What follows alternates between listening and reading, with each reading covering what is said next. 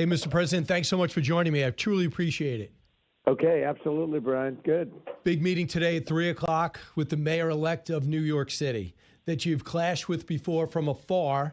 What do you expect when you meet him face to face? Well, I don't really know. He's got a different philosophy. He's a little bit different. I give him a lot of credit for the run. He did a successful run, and we all know that runs are not easy. But I think we'll get along fine. Look, we're looking for the same thing. We want to make New York strong. And, you know, there's such a different philosophy. But I'll let you know. I'll let you know over the next year, Brian, okay? So I know sometimes when you go to sit down with you, Mr. President, sometimes you'll whip out a list and you'll say, did you say this about me in the past? I know Piers Morgan has said that. This is something that might be on your list that he said about you after he won, by the way. Cut 3. This is not only how we stop Trump, it's how we stop the next one. So, Donald Trump, since I know you're watching, I have 4 words for you. Turn the volume up. So it was a little bit of a in your face when a time he should usually, after a victory speech, be kind of magnanimous. Your thoughts on that? Well, I was hitting him a little hard, too, in all fairness. I was, hard to be totally friendly toward the opponent. You know, his opponent wasn't. He had some interesting opponents. But he ran a good race. I don't know exactly what he means by turn the volume up, because turn the volume up, he has to be careful when he says that to me. But nobody really was able. I said, what does that mean, turn the volume up? Does that mean let's go at it? Yeah. I don't think so. I mean, he was very nice in calling, as you know, and we're going to have a meeting. I guess we meet at 3 o'clock today. And I think it's going to be quite civil. We'll find out. You'll be the first to know. I know. We'll see it at 3 o'clock. Will you open up the doors to the press after? I think so. I mean, it's fine with me. I would think so. He's a politician, so I don't think he has a problem. The one thing I notice about politicians, the answer is always yes, other than with Biden. So one thing he did say, Biden didn't open up doors to his brain. There's one thing he does say that probably won't be great. He says, I never go back to the days when Eric Adams would go on national television and open the door for the NYPD handling civil immigration enforcement. He doesn't expect cooperation between the NYPD and ICE. That's got to be disappointing. Well, we're going to be talking about it. I just can't imagine that where you have hardcore criminals, and this is about criminals, you know, you can make a case the other way, having to do with others. But, you know, when you have a murderer, when you have a known murderer, a known rapist, a known whatever it is, drug dealers all over the place, I can't imagine that anybody wants to keep them. But I'll have that discussion with them today, absolutely. Yeah, we'll talk about immigration a little bit later, but I also want to talk about something else that matters a lot, and that's that tape that those veterans and Elise Slotkin put out talking about urging, I guess, or reminding our troops that they don't have to obey orders. Listen to a little of it. You can refuse illegal orders.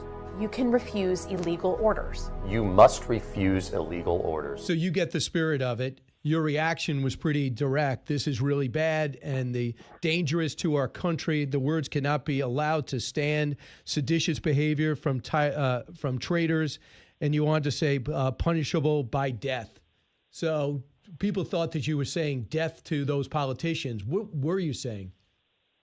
Well, if you look at sedition, if you look at, that type of, it's a very strong form of being a traitor. It's a terrible thing to say.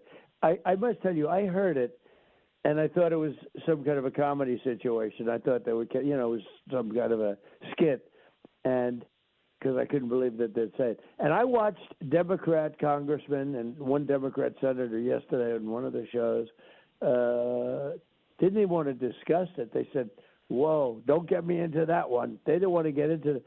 That is a really serious charge. I'll tell you what they said is, and it was, I mean, I don't know about the modern day things because, modern day is a lot softer. But in the old days, if you said a thing like that, that was punishable by death. Yeah, but you're not threatening them. A lot of people are interpreting there's a threat and there's security. Well, I'm not threatening them, but I think they're in serious trouble. I would say they're in serious trouble. I'm not threatening death, but I think they're in serious trouble. In the old days, it was death. Do you worry, Mr. President? Seditious behavior. Do you worry that was a big deal. Do you worry today, that with nothing's a big deal. Today's a different world. Okay, it's a softer, it's a meeker, milder world. But I will say this: I think what they did is really bad. The hatred is pretty strong. But what they say, essentially, don't follow the orders of the President of the United States to the military. Do you worry that some of your guys are going to say no? Young privates and young corporals and young sergeants, and they're not scholars necessarily. There might be a few, frankly, but they're not scholars. They don't, study the Constitution, et cetera, et cetera. They know that. So these are people. These are bad people. These are people that, in my opinion, broke the law. Now, what happens to them, I can't tell you, but they broke the law. That is a terrible statement. I can say if I ever said that, and there were a Democrat as president, all hell would have broken loose. And it has broken loose. I have had more calls from people, even Democrats, saying what a horrible thing that was. So do you worry that someone on the Gerald R. Ford will say, hey, I don't want to do this Venezuelan mission. I don't want to sit out in the ocean. I'm out. Do you worry about them saying, I don't want to go to Chicago and be in the National Guard? I'm out. Do you worry about that? No, I don't worry about anything like that because I'm a leader and they do as I say. But it certainly is not a good situation. It could happen with certain leaders. It could happen. I don't think that happened with me, but you never know. Look, that was a very terrible. That was a traitorous statement. That was a horrible thing to do. I believe they broke the law very strongly. I think it's a very serious violation of the law. Yeah. I know Todd Blanche seems to be looking into it. Your assistant deputy, or your well, deputy I think attorney. Pete Hegseth is looking into it too. I know they're looking into it militarily. I don't know for a fact, but I think the military is looking into it. The military courts. Mr. President, this week there's a lot of stories about the FBI investigation into Thomas Crooks. And Miranda Devine had a source that said that he had a huge social media footprint, and that it was mischaracterized by the former FBI director and his deputy, saying it was just anti-Semitic. It was beginning, according to the social media reports, if they're posting, if they're correct. In the beginning, they were pro-you. At the end, it was anti-Trump. And they have a few threats about Fox, too. Are you currently happy with the investigation into Crooks that your FBI is doing? Well, I wasn't happy with Christopher Wray, and I wasn't happy with that whole situation with him. But I do have confidence in Cash, a lot of confidence, and the DOJ, and they are giving me reports, and their reports are seeming to balance out. So I have confidence in these people. I didn't have confidence in Christopher Wray. I thought Christopher Wray was not good at the job he did. So in other words, Miranda Devine said over the weekend that you weren't confident, and Eric seemed upset. But for the most part, you feel as though you are fully briefed if Crooks had international ties. Well, I wasn't confident with Christopher Wray, but in this group, it's a different group, and it's Cash as opposed to Christopher Wray, and I have confidence in Cash. Healthcare. I know just like the war in Gaza and Ukraine, you inherited it. Obamacare is not affordable. The deductibles are roughly $6,000. But a lot of your voters are stuck with it, and they're saying if I can't afford my health care, it seems like Republicans like Katie Britt and Senator Cassidy and Tillis are saying, Mr. President, let's do something with the subsidies. Let's try to help people out. Are you going to start working in a bipartisan way? Yeah, we do. We have something where instead of the insurance companies getting the money, they're making billions and billions of dollars, and it's lousy health care. They call it the Unaffordable Care Act, right? It is the Unaffordable Care Act. And I always said that. I said, this thing's going to explode. It's no good. And it is exploding, and it's unacceptable. It's too expensive for people. It's no good for the country, but it's worse for the people. It's lousy health care. And I want to give the money that we give to the insurance companies directly to the people, let the people buy their own health insurance, and that's what's going to happen. I believe that there's good support on both sides for that. And Katie's working on it. A lot of people are working on it. Rick Scott is working on it. Many, many senators are working on it. And, we have a January 30th date coming up. I'd like to see if we could do it by then. They're saying, well, let's go another year. And I said, let's see if we can get it done by January 30th. So there are a lot of people, including Democrats, that are working on this. Basically, taking your money, not giving the insurance.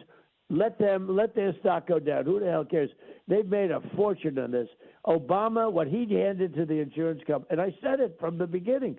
I said, this is an insurance company scam, and it's a scam against the people.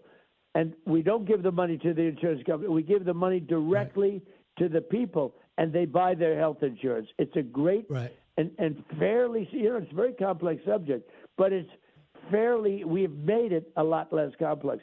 You'd get better health insurance, and you'd save a lot of money. So Senator Cassidy agrees with you. He's an expert, a former doctor, and Rick Scott, I understand it.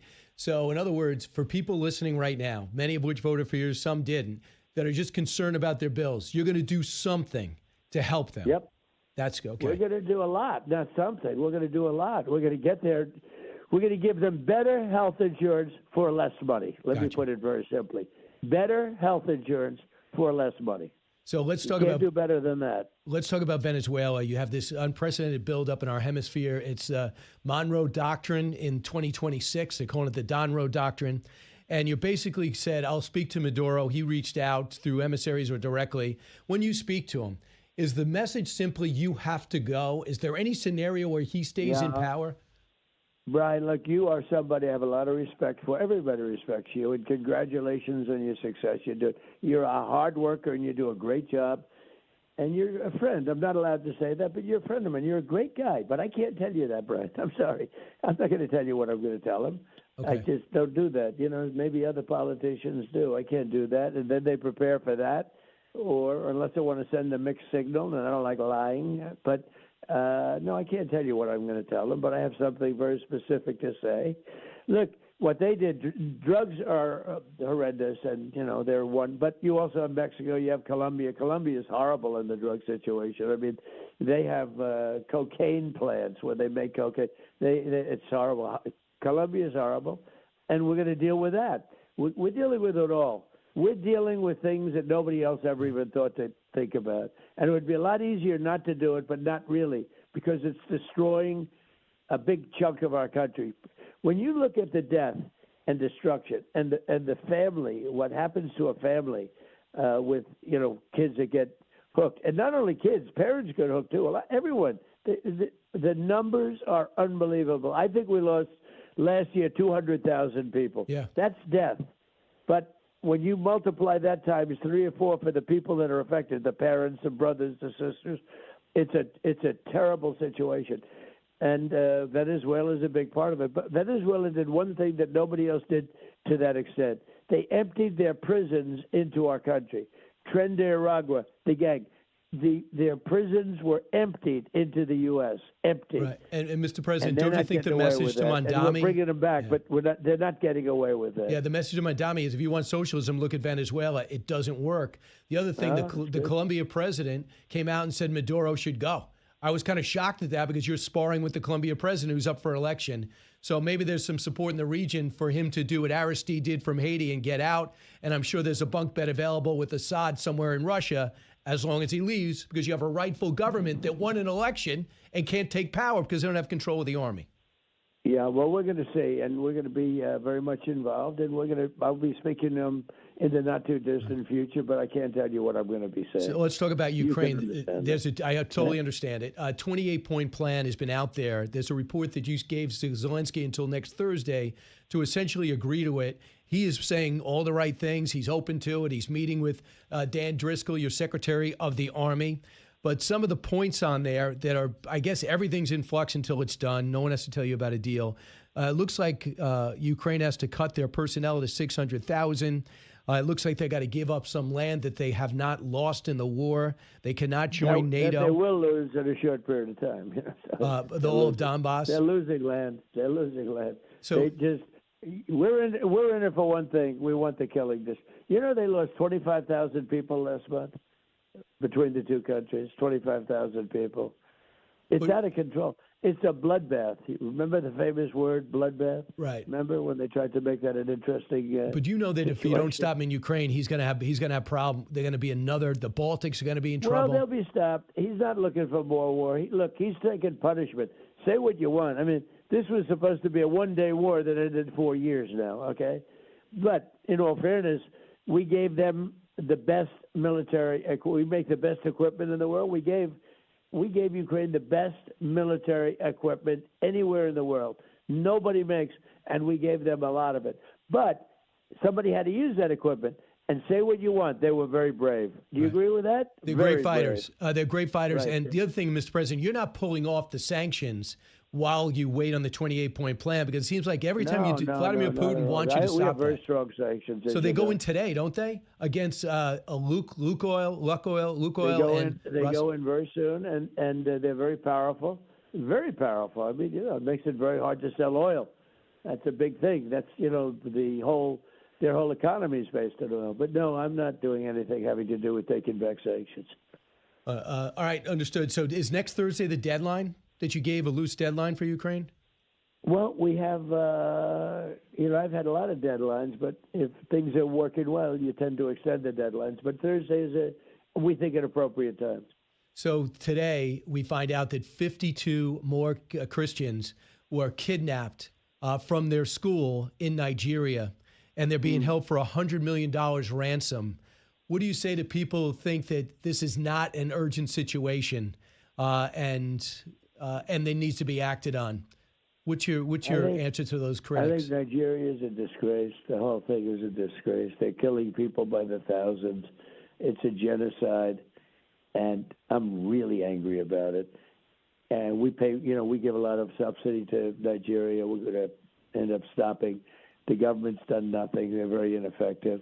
They're killing Christians at will. And, until I got involved in it 2 weeks ago, nobody even talked about it. The New York Times doesn't write stories about it. Nobody writes stories about it.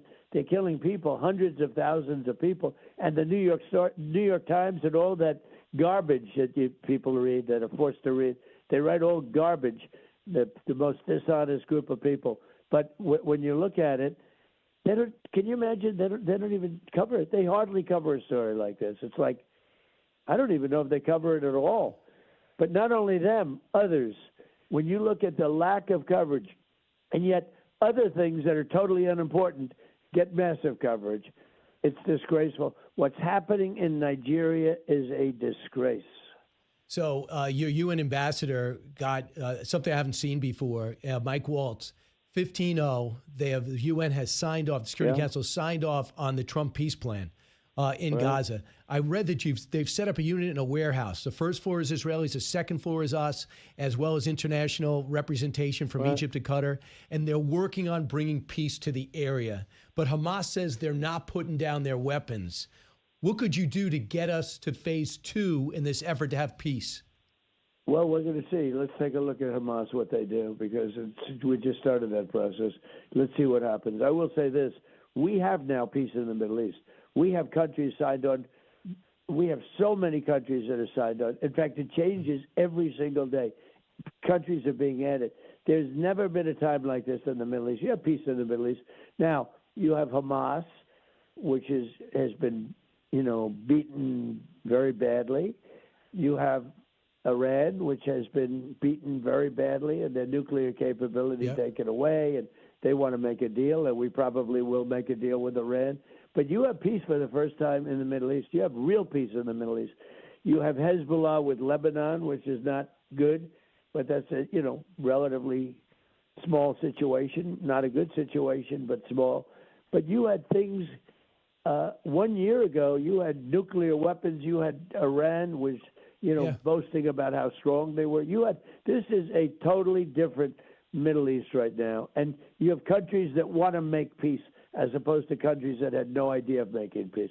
We've taken a big dark cloud off of the Middle East by bringing Iran back down to size. Understood. And lastly, Mr. President, what do you say to people who see the rise of AI? And they say, my goodness, we saw that Amazon cut back 9,000 jobs, not because of performance, but because they got automated, they got robots, and they were able to AI and be more efficient.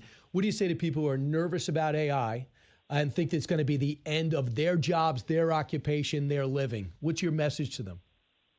Well, what's going to happen is economies will get so much bigger that you'll have tremendous numbers of jobs, including the making of AI itself. We have plants that are being built in this country. producing AI, artificial intelligence. I never liked the idea with the word artificial, but that's what they call it, so let them call it. We have the biggest plants in the world being built. So people have to build those plants. People have to operate the plants. People have to do a lot. What's happening is the whole, from our standpoint, I can tell you as a country, our country is getting much bigger, much wealthier. We have $20 trillion being invested in the United States.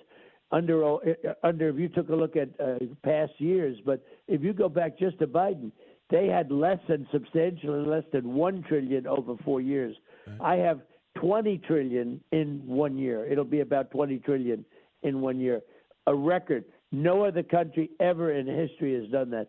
All of that money, much of it goes toward jobs. So, yes, I agree with you. It'll make things more efficient, but it'll also make things much bigger. It's going to level out beautifully. Mr. President, I can't thank you enough for the loyalties to the show, but the first time I ever interviewed you, I was at Sports Phone, the lowest rung of media, and you were promoting the Alex Stewart-Tyson fight.